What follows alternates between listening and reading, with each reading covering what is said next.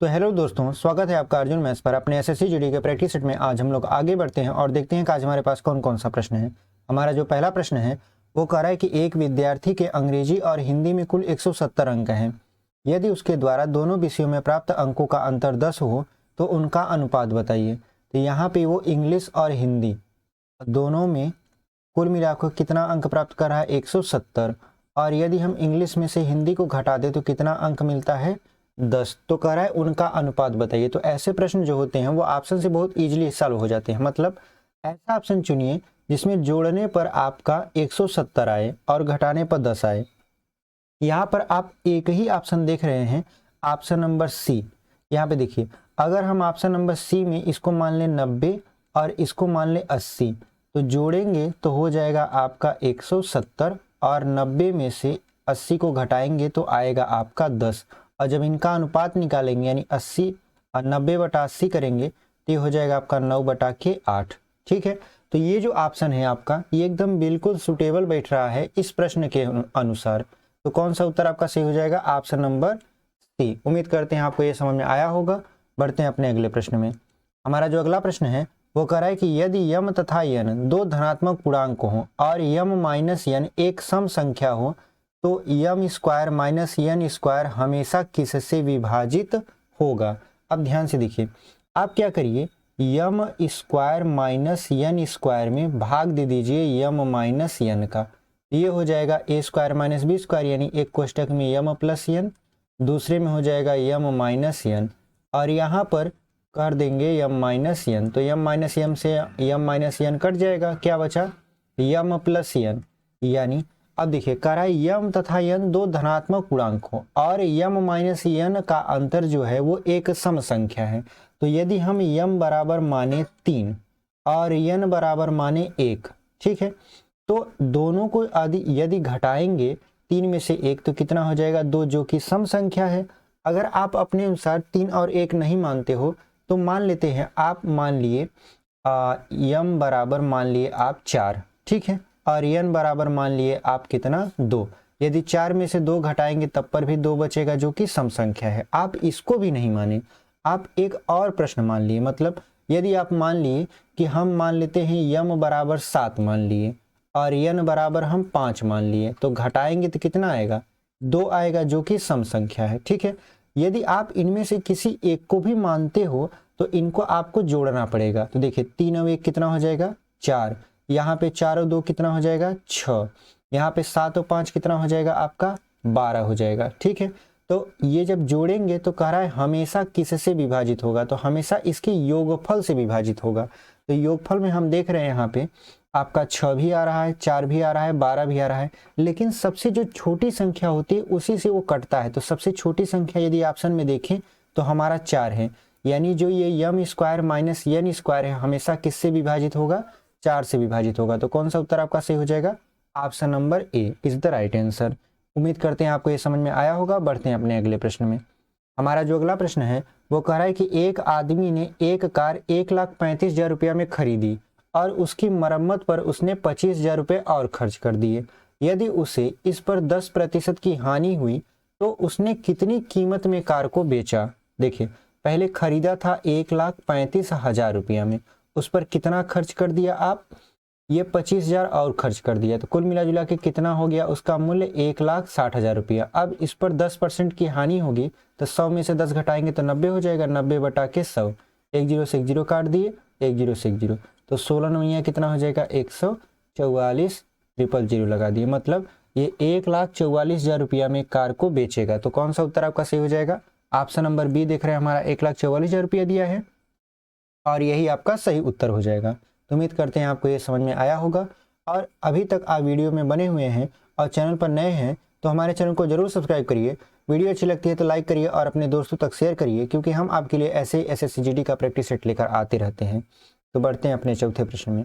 देखिए, हमारा जो चौथा प्रश्न है वो कह रहा है कि कितनी अवधि में मूलधन 8,000 रुपया 3% वार्षिक ब्याज की दर से प्रति वर्ष उतना ही ब्याज देगा जितना कि मूलधन 6,000 रुपया 5 वर्ष में 4% वार्षिक ब्याज की दर से देगा।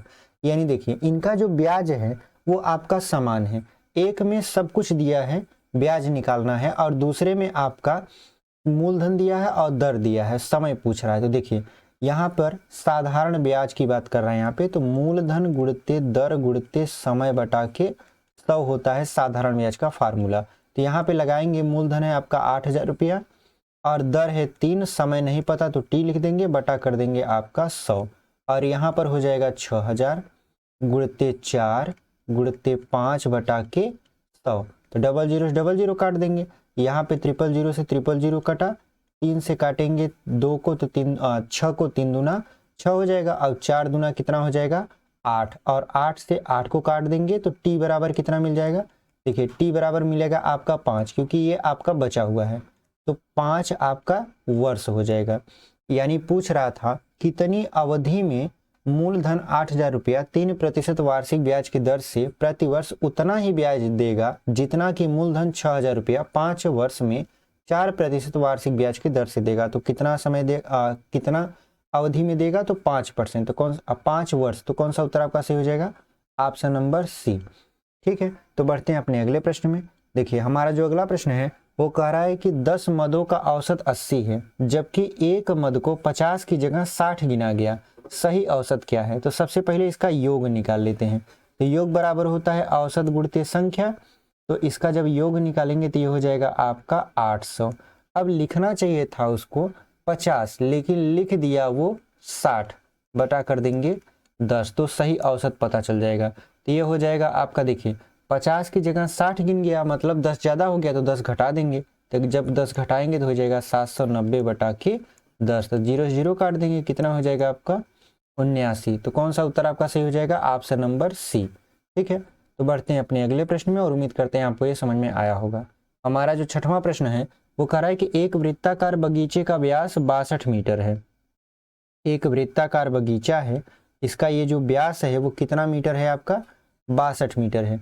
कह रहा है बगीचे के चारों ओर 2 मीटर चौड़ी बाड़। तो देखिए बगीचे के चारों ओर ऐसे 2 मीटर चौड़ी बाड़ लगवानी है, मतलब दीवार लगवानी है। तो कह रहा है दीवार द्वारा घेरी गई भूमि का क्षेत्रफल, यानी ये जो भूमि का क्षेत्रफल है इसी को आपसे पूछ रहा है।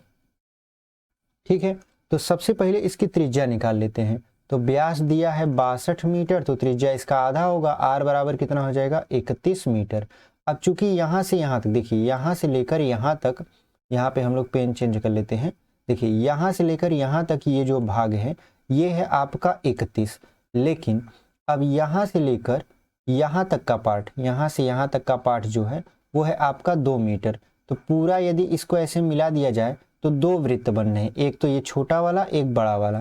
तो छोटे वाली की जो त्रिज्या है आर बराबर वो कितना हो जाएगा, छोटे वाली की जो त्रिज्या है वो हो जाएगा आपका 31 मीटर और जो बड़े वाली त्रिज्या है इसको हम लोग ले लेते हैं तो इसका हो जाएगा आपका कितना 33 मीटर। ठीक है, तो जो इसका क्षेत्रफल आएगा वो कितना आएगा, देखिए फार्मूला होता है पाई, यहाँ पे होगा R square minus R square, मतलब R1 का स्क्वायर और R2 का स्क्वायर। R1 R2 क्या है, R1 बड़े वृत्त की त्रिज्या है और R2 छोटे वृत्त की त्रिज्या है। तो इसी फार्मूले बैठाएंगे आपका उत्तर आ जाएगा। देखिए ये बन गया ए स्क्वायर माइनस बी स्क्वायर का फार्मूला। तो जब ए स्क्वायर माइनस बी स्क्वायर का फार्मूला लगाएंगे तो ये हो जाएगा पाई एक ब्रैकेट में स्मॉल आर यानी आर प्लस आर और दूसरे में हो जाएगा आर माइनस आर। ठीक है, तो ये कितना हो जाएगा, अब पाई का मान पाई ही रखेंगे और आर का मान यहाँ पे 33 प्लस हो जाएगा यहाँ पे 31 और यहाँ पर हो जाएगा आपका, यहाँ पे कितना हो जाएगा, यहाँ पे हो जाएगा आपका 33 माइनस 31। अब जब इसको जोड़ेंगे तो ये हो जाएगा 64 पाई, तो यहाँ पे लिख देंगे 64 पाई गुणते कितना हो जाएगा। अब देखिए यहाँ पर ये अलग है, यहाँ से यहाँ तक ये वाला पार्ट अलग है, तो यहाँ पे हो जाएगा ये 2, 64 का 2 में गुणा करवा देंगे तो कितना हो जाएगा 128 पाई वर्ग आपका मीटर। ठीक है, तो कौन सा उत्तर आपका सही हो जाएगा, हम देख रहे हैं ऑप्शन नंबर ए दिया है 128 पाई और यही आपका सही उत्तर हो जाएगा। तो उम्मीद करते हैं आपको ये समझ में आया होगा। बढ़ते हैं अपने अगले प्रश्न में। देखिए हमारा जो अगला प्रश्न है वो कह रहा है कि दो संख्याओं का योगफल 23 है और उनका गुणनफल 120 है, इनके वर्गों का योग होगा। तो सबसे पहले यहाँ पे देखिए दिया है दो संख्याओं का योग, मतलब दो संख्या यदि a और b मान ले तो इनको जोड़े तो कितना आना चाहिए 23, और यदि इनका गुणा करवा दें, यदि इनका गुणा करवा दे तो कितना आना चाहिए आपका ये आना चाहिए 120। तो सबसे पहले इसका खंड करिए, तो हो जाएगा 15 अट्ठे 120, यानी जो इसका खंड आया वो 15 और 8 है। अब देखिए 15 और 8 को यदि आप जोड़ोगे तो कितना आ जाएगा, 15 और 8 हो जाएगा 23, और 15 और 8 का यदि गुणा करवाओगे तो कितना आएगा, 120 आएगा। यानी जो पहली संख्या होगी वो होगी 15 और दूसरी संख्या जो होगी वो होगी 8। तो पूछ रहा था इनके वर्गों का योग, तो 15 का वर्ग कर देंगे। 15 का वर्ग करेंगे तो कितना हो जाएगा आपका, 15 का वर्ग प्लस यहाँ पे हो जाएगा 8 का वर्ग, तो 15 15 ही हम 225 और 8 ढाई कितना हो जाएगा 64, यानी कुल मिला जुला के ये कितना आ जाएगा आपका, ये आ जाएगा आपका 289। यहाँ पे ये थोड़ा सा यहाँ पे कितना हो जाएगा, 289 हो जाएगा। ठीक है, तो कौन सा विकल्प आपका सही हो जाएगा, हम देख रहे हैं ऑप्शन नंबर ए में दिया है 289 और यही आपका सही उत्तर हो जाएगा। तो बढ़ते हैं अपने अगले प्रश्न में और उम्मीद करते हैं आपको ये समझ में आया होगा। देखिए हमारा जो अगला प्रश्न है वो कह रहा है कि एक आयत की लंबाई और परिमाप 5:18 के अनुपात में है, तदनुसार उसकी लंबाई और चौड़ाई का अनुपात क्या होगा। तो सबसे पहले यहाँ पे देख लेते हैं, ये एक आयत है, एक आयत बना लेते हैं इस तरीके का।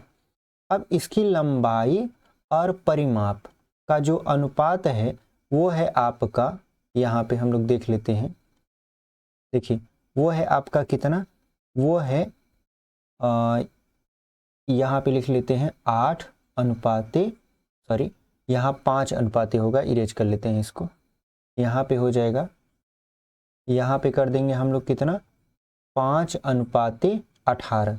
अब देखिए जब 5:18 कर दिए तो पूछ रहा था हमसे, यहाँ पे पूछ रहा था उसकी लंबाई और चौड़ाई का अनुपात क्या होगा। तो ये बताइए, लंबाई तो लंबाई को लंबाई ही रहने देते हैं।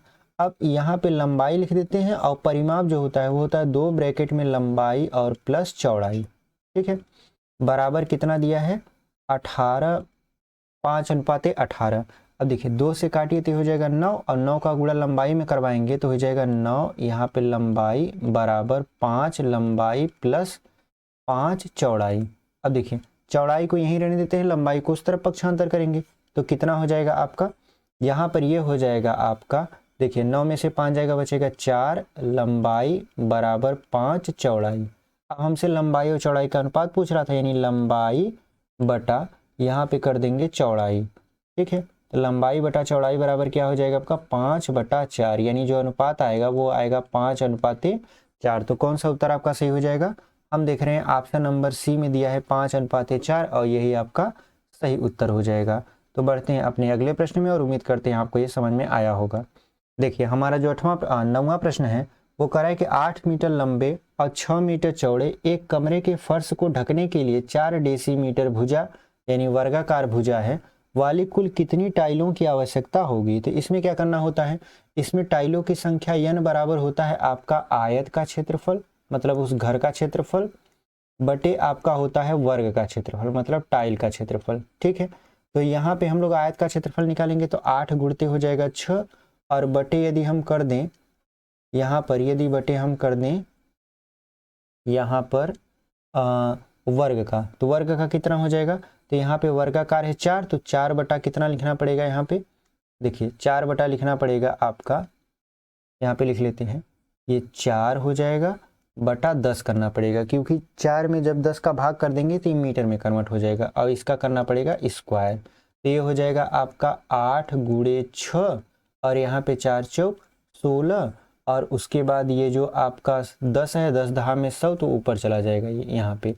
तो देखिए 8 दूना 16 और 2 से काटेंगे 50, तो 6 पंचे कितना हो जाएगा आपका 30, मतलब 300। तो पूछ रहा था कुल कितने टाइलों की आवश्यकता होगी, तो 300 टाइलों की आवश्यकता होगी। तो उम्मीद करते हैं आपको ये समझ में आया होगा। तो कौन सा उत्तर आपका सही हो जाएगा, ऑप्शन नंबर डी देख रहे हैं हमारा 300 दिया है और यही आपका सही उत्तर हो जाएगा। तो बढ़ते हैं अपने 10वें प्रश्न में।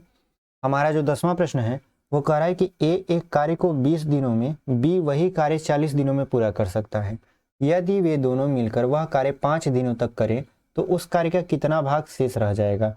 तो पहले ए और बी मिलकर एक दिन का कितना काम करेंगे वो निकाल लेते हैं। तो ये हो जाएगा 1/20 प्लस 1/40। ठीक है, जब इसको जोड़ेंगे तो लसा हो जाएगा आपका 40, तो 20 दूना 40 और 40 एक कम 40, यानी ये हो जाएगा 3/40। अब वो लोग कितना दिन काम करते हैं, तो 5 दिन, तो 5 में इसका गुणा करवा देंगे तो 5 दिन का काम निकलेगा, तो 5/8 40 हो जाएगा, मतलब 3/8 भाग वो काम कर चुके। और कुल काम कितना माना जाता है, 1, तो 1 में से जो काम किए हैं उसको घटा देंगे तो कितना बचेगा, 5/8 भाग, और इतना ही भाग शेष काम करना ए और बी को रह जाएगा। तो कौन सा उत्तर आपका सही हो जाएगा, हम देख रहे हैं ऑप्शन नंबर ए में दिया है 5/8, और यही आपका सही उत्तर हो जाएगा। तो उम्मीद करते हैं आपको ये प्रैक्टिस सेट पसंद आया होगा।